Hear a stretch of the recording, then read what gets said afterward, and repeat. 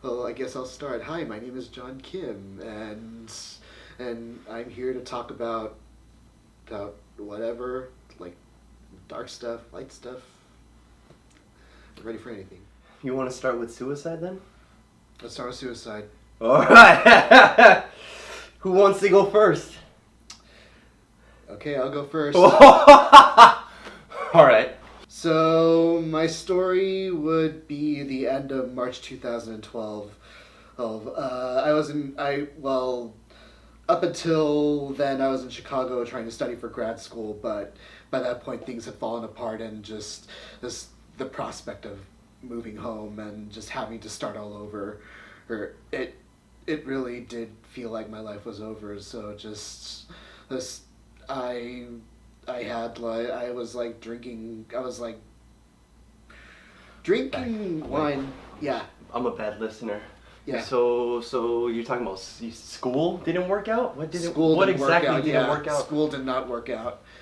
What complicates things is that I also had depression, and so just like being isolated and not having many friends, and then things falling apart, and just I felt like my life was over. So I was trying. How old were you? Sorry. I was 2012. I was 28 then. So how old are you now? I am 35. Okay. Sorry. Nah, but yeah, just this. I was gonna take a bunch of prescription opiates like Norco. Take a bunch of Norco pills, just take it with alcohol. I'll take it all at once and then just go. But something told me to call, the therapist I was seeing at the time, and the therapist called me and just told me to go to a friend's house, but that friend wasn't there, and so just told me to check into a hospital, and yeah, from there I was institutionalized in a psychiatric ward for a week. You signed yourself in? Pretty much, yeah. It was the worst experience of my life, and I hope I never have to go there ever again, but it gave me enough motivation to, enough motivation to collect myself and get myself out of Chicago and move back home. Wait, in the end, did you make an attempt? In the end, I didn't. In the end, I did not make an attempt, but just this. I was there. If I didn't call my therapist, I probably would have. How much time from when the idea was conceived, and how much in between until that moment where you decided you were? 2 weeks, a month? How long were you sitting on the idea? How long was it trying to either gather the will, justify it, or anything like that? Probably by that point, a month or two. Yeah. Alright. I want to hear more about the psych ward, or the place you were at.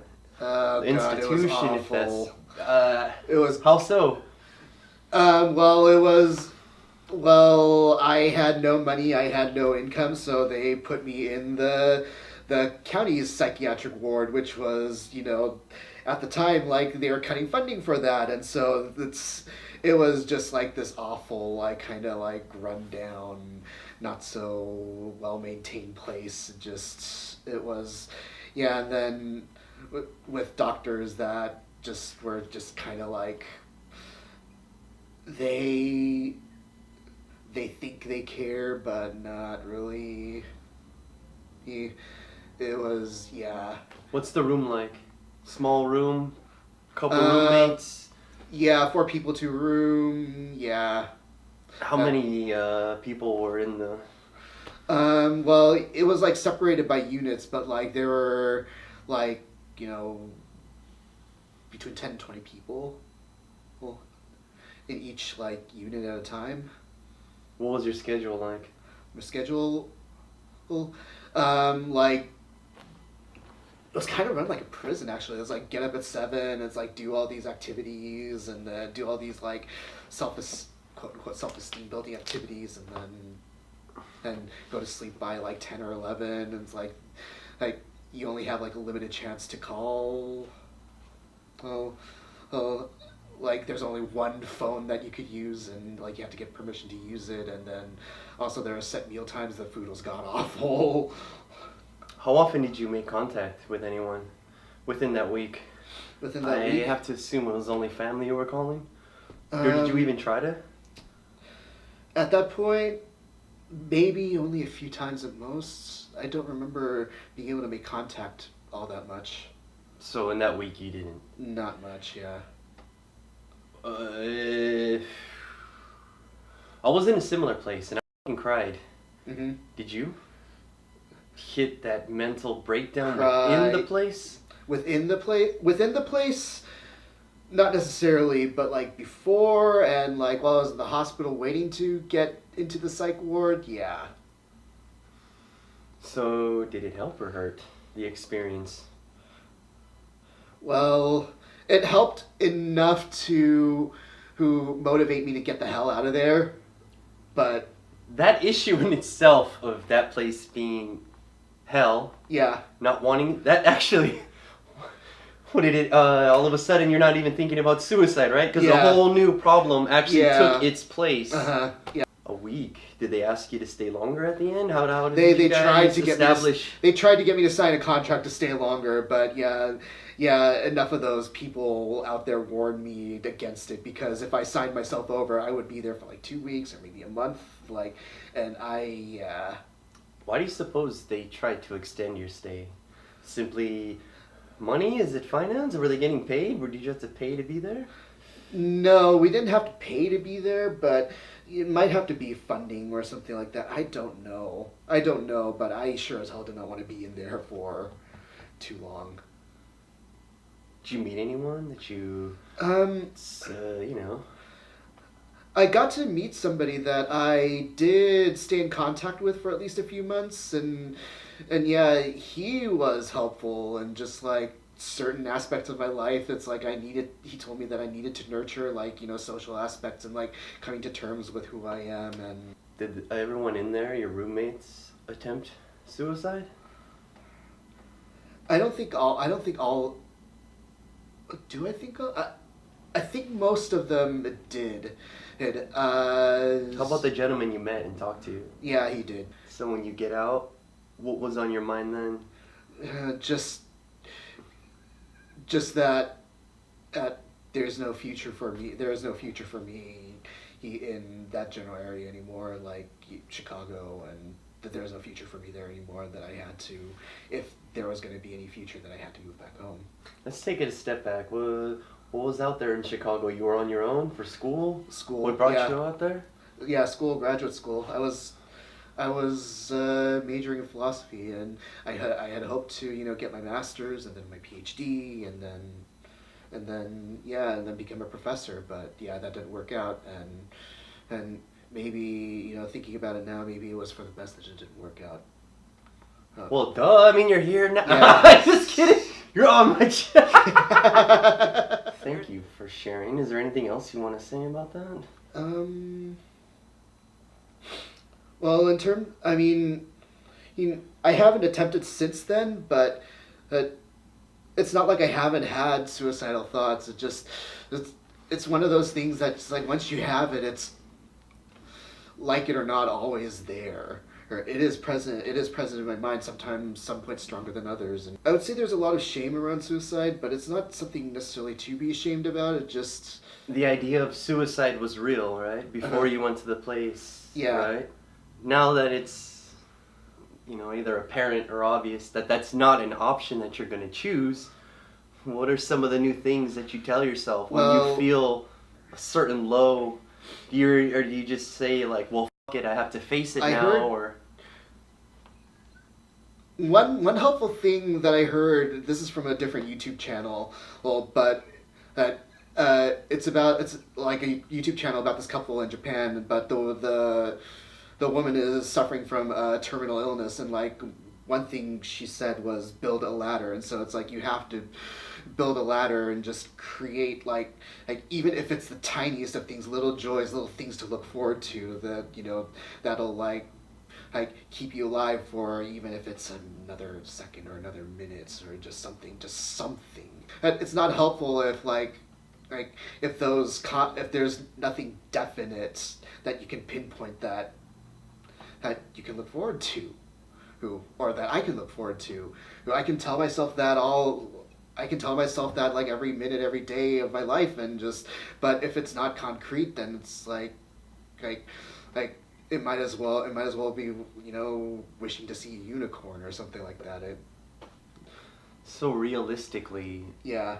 if you were to try that latter approach, which is a good idea, Uh-huh. if you can't find, something to build off of, what do you tell yourself then? Honestly, if I was in that position, I would make my little list, and Uh-huh. I'm not shitting on the idea, but even further back in my head of I know I'm lying to myself, man. I would have moments where the reasons that I was grasping for, I wouldn't even believe in, but in an attempt to, get past the alternative, So, I would attempt that. Sometimes that's what you have to do. You have to deceive yourself. You have to create a distraction for yourself because, the truth is that at certain moments, life sucks. Life really, really sucks, and it's painful to deal with all the emotion and all the baggage that come from that.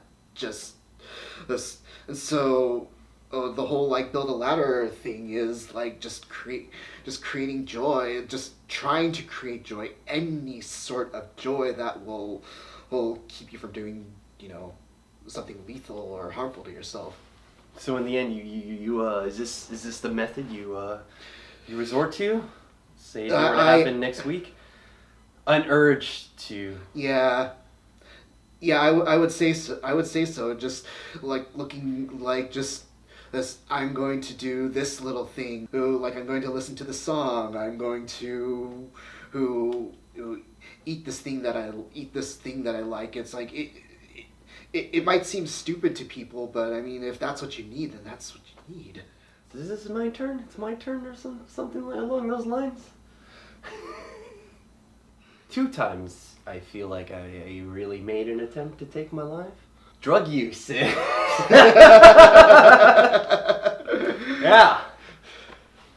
How can I say this? One day, Uh-huh. I stumbled across a large amount of an illegal substance. Yeah? Uh-huh. Shit, and it didn't belong to me. Uh-huh. Okay? So, I stumbled across it, and I guess you have to say I used it. It's a lot more than, at the time. Yeah. Than I should have, or my tolerance. So, dude, I did what I did, right? Uh-huh. Dude, I was scheduled to go to work. Oh. I think I'm around 16. I'm 16 at the time, man. Uh-huh. I literally jumped on my skateboard and just whizzed right into the workplace. Uh-huh. Dude, I literally, because my boss at the time was a little younger too. Not a boss, but like a supervisor, one of those, Yeah. Just looked that individual in the face. I'm like, yeah, I have to leave now. I can't work. So I just skateboarded all the way there. My heart's racing and leave, go back home. And now I'm really scared because it was literally my first job. Who cares? I didn't have enough money to cover, the stuff that I did. So I knew that I was in a bad spot. Out of fear, Yeah. I scoured the house in search of pills. Same Actually, right before that, I remember my dumbass, I had grabbed a kitchen knife. I thought I was gonna will myself to just drive it in, Yeah. So I'm poking at myself. I'm like, yeah, well, this knife's too small. It's just, it's not happening, man. Uh-huh. So I found some pills, and I remember maybe 2 handfuls. Uh-huh. It was these pills were kind of they were large, Mm-hmm. but my dumb ass I wanted to secure the job, make sure I grabbed Listerine.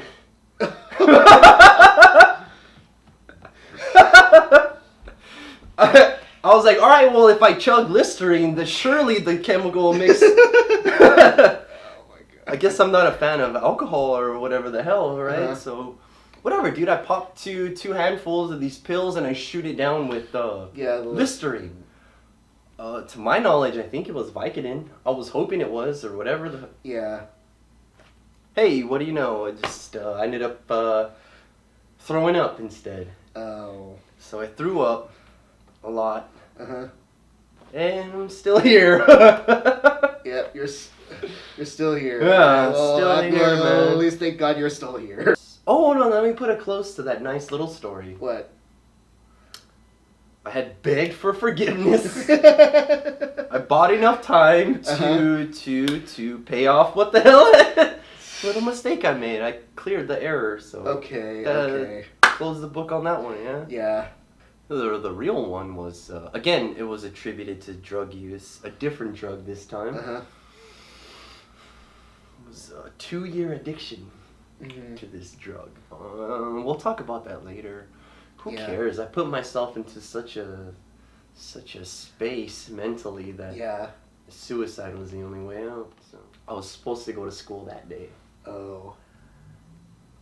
And on that day, I took 16, roughly. I took a palm full, like a handful. Wow. And I promise you, one was pretty powerful. Yeah. So this time I was pretty sure, you know? Yeah. So I'm crying and crying. I was supposed to go to school. My parents were like, hey, you need to go to school. Because, you know, it's past the time in which you should. I'm like, you know, I'm cussing them out. You know, I'm like, no, I'm not going to do, you know. Yeah. Because I had my own plan. I'm about to leave this earth. Yeah. I don't care about going to school. So I actually willed myself. I actually consumed it. I did, you know.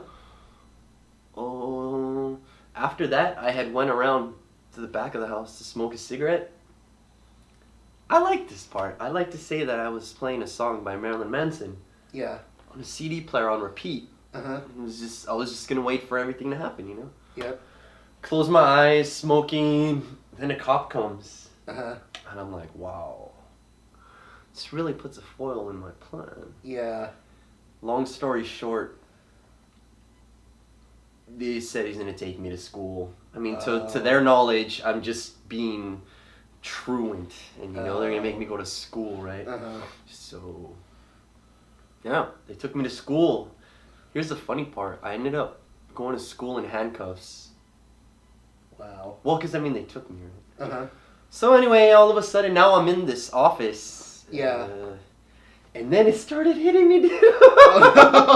Oh no! This was the literal worst thing that could happen because, you know, when you're young and you start to hear things about suicide, you should say, oh, it was about attention, it's about attention. I didn't want anyone to think that I was doing it for attention. So the last thing I wanted to do was die at the school, basically. Yeah. Real foil in my plans. Yeah. Who cares? I start fading out and I tell the lady in the office, hey, I think, you know, you need to call the ambulance because, you know. Well, you wouldn't believe what she did. What? She actually locked me in the literal principal's office. Yeah. When I say she locked me in, when I had attempted to open that door, it was locked from, you know, I couldn't get out. So, dude, I'm feeling, it's not so much the life leaving me, but I was fainting. I was just losing control of my body. So, with one last push to live, I started pounding on the door. Yeah. Screaming. Like, hey, you... Well, I cussed. Yeah. You effing person. Yeah. This is real. Like, you need to call someone now. And I pass out. Yeah. Pass out. I wake up like this. I'm on the floor. Dude. I had the ambulance guy? Yeah, the paramedic? Correct. Thank you. I'm glad you're here. And the principal was on the other side, and he's just rolling my sleeves up. I had a ton of, like, minor cuts, which you can barely see it now. They're minor. Yeah. There's a lot. So anyway, I passed out again. He's putting the IV in, I pass out again. Yeah. And I wake up, and now I'm on the gurney. Yeah. Stuff on me. And this was so funny, man. I had arrived in handcuffs, and I left in a gurney. I used to think that was the coolest story ever, you know? Who cares? I pass out again, and then wake up, and now I'm in the back of the ambulance. Thank you again. Mm-hmm. Pass out again, and then I finally wake up in a very similar place that you ended up to. Yeah. Wasn't nearly as bad. Uh-huh. No, I ended up in a place that I had to stay at. It was mandatory 72 hours. It was 3 days. Yeah. But I was young, and it was okay. It wasn't as bad as your experience. Yeah. But I met a lot of interesting people. Mm-hmm.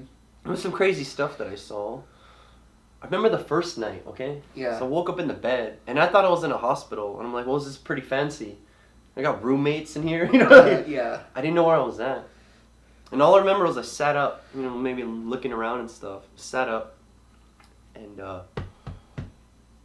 I set myself back down, and I remember it was like a horror movie. Yeah. Because I could see someone came into the room, and they had this box, and it looked like those fishing ones that if you were to open it up at all these layers of things, and he's in there with that box, and I'm pretty sure he stared at me.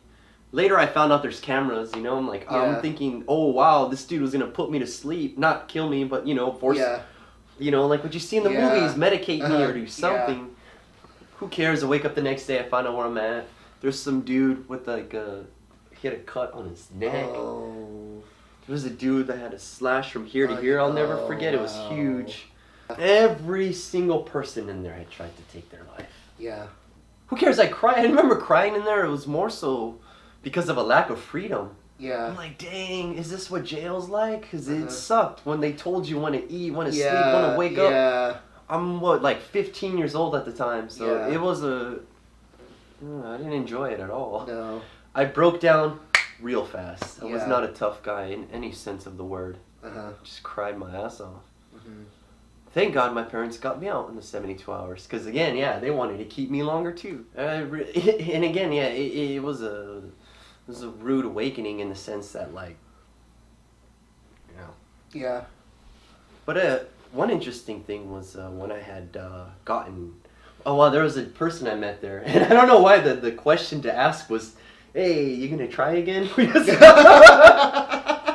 I don't know, I guess when you're kids, you're like, well, I guess the question is how serious were you with your intent? So are you gonna punk out now that you're changed, now that you're here, or are you gonna stick to the plan? Yeah. Because you're young, Yeah. That's just something of interest, I guess. Mm-hmm. This one dude said he's gonna light himself on fire just to make sure. And I guess that's the end of that little bit of story time. I've been in that position. You've been in that position. Mm-hmm. I can't figure it out, man. I mean, we're older now and we're far removed. Talking about suicide. If someone came to you and said, I want to kill myself, what the hell would you say? Because we know that it can't happen. Like, we can't allow that to... We have to try to help this person, but it is freaking hard. Well, you were talking about, what you learned from school is like, oh, suicide's for attention, suicide's for attention. It is not. Is that you have to acknowledge their pain. They are in a lot of pain and they don't think that it's going to get better. The best metaphor I can say is like you're trying to talk somebody off of the edge of a cliff. I mean, it's easy to say platitudes like, oh, it's going to get better and whatnot, but the thing is, like, that doesn't click with them. That doesn't register with them because they don't think it's going to get better. One tactic I might use is, like, try to remember when things were better, and just try to at least distract them and try to get them out of that negative space that they're in. I mean, this is not the time for, talking somebody out of suicide, it's not the time for platitudes, it's not the time for, like trite little sayings and whatnot, because, none of that's going to click with them. It's like, oh, God forbid, like, especially, like, threats, it's like, oh, you're going to go to hell, it's like, if you're going to do it, then I'm going to do it too, and just, like, that stuff doesn't work. In fact, especially threats, that makes me feel even worse, and just, the whole point of talking somebody out of suicide is that they're in a very negative space and that you need to, that I think I would say I would feel the need to at least talk them out of that negative space with empathy and just trying to remind them of better times and trying to get them in whatever way I could while being in that sympathetic, empathetic space of trying to, just trying to talk them out of what they're about to do. This whole thing about therapists and stuff, again, I guess for my experience, it happened at such a young age. Yeah. Let's just say maybe people under 18, they don't even have a car yet and all that. Yeah. In your youth, any person in authority, you want to talk to them, especially strangers, you know? My point is this, I feel like the only real hope is your friends, your peers, anyone, you know? So that's why I never really counted, the idea of therapy or going to your parents who are like so much older than you, and there's only it's when you're at that age, like my parents don't understand. Those and are the hell, last, I'm still I feel like I'm still at that age. Like my parents don't understand me. Well, they're just the last people I would confide that kind of stuff into, you know. So I feel like the only real hope is your peers or your best friends. Yeah. This is why it's even more tricky, because I'm not saying that there's not mature young people, but again, I'm not even a professional now. Neither are they. No. So your only real hope or your chance, the people they go to, is pretty slim. Yeah, and then... That's why I was asking you, or even if you would admit now that you don't have all the answers, if it was up to you individually... Like, what would you say, right? But you did answer my question. Here's the part that, ooh, man, I actually get triggered. It really bothers me. It gets me so angry. I have little patience with it. Let's say you came to me. I'm trying to empathize and sympathize. The moment that I were to tell you, you say you understand, but you don't. Because very specifically what happened to me... You don't understand. If I were to ask you, hey, have you ever been in this situation? Have you had this happen to you?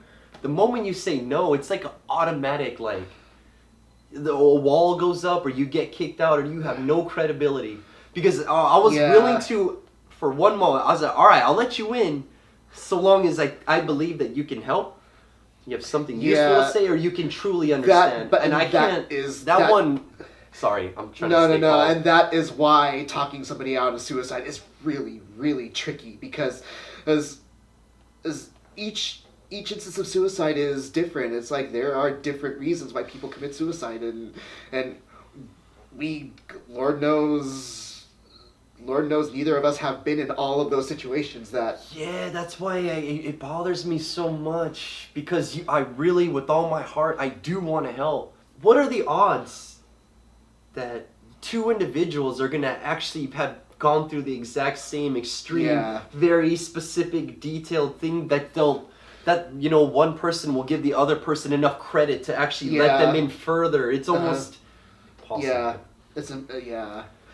So again, I mean, just acknowledging that wall or that limitation. So then what do you say? Now that you're not a professional, now that they don't, to that person you can't even understand them. I'm trying to point out realistically how hard it is to hopefully be accepted to, help someone. I think it's nearly impossible. I don't normally hear people talk about this part. Of how difficult it is. You just hear someone say, like, yes, there is a light at the end of the tunnel.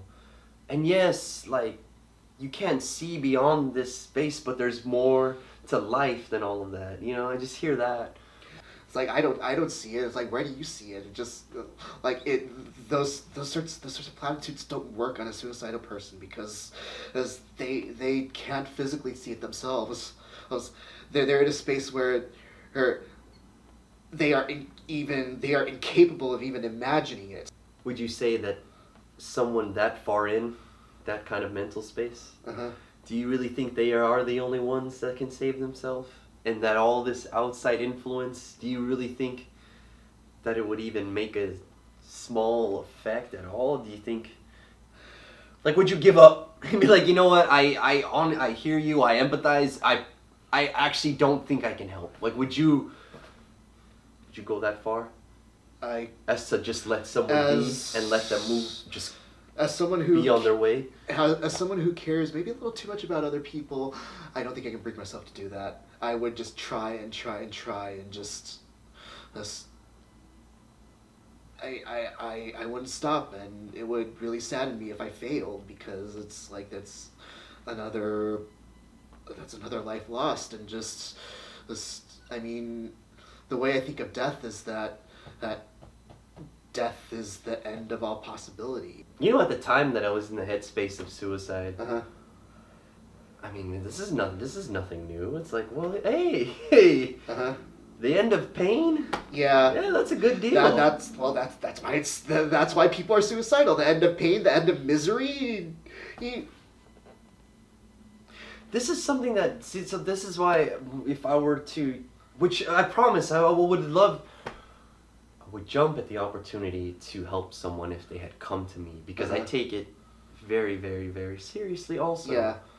So just brainstorming the kind of things that could possibly come up, and it's like, well, if someone told me, well, hey, Anthony, I mean, this pain is real, and I am really actually gonna eliminate this pain. Yeah. With death being the absence of everything, of Yep. consciousness, and just, Yeah. how can you say that this is not a better option? Like, I don't know what I would say to that person. And again, I believe it would be on a case by case basis. If it were somebody with a terminal illness, then I don't know what I would say to a terminally ill person. A terminally ill person, ooh, that's a really tough question.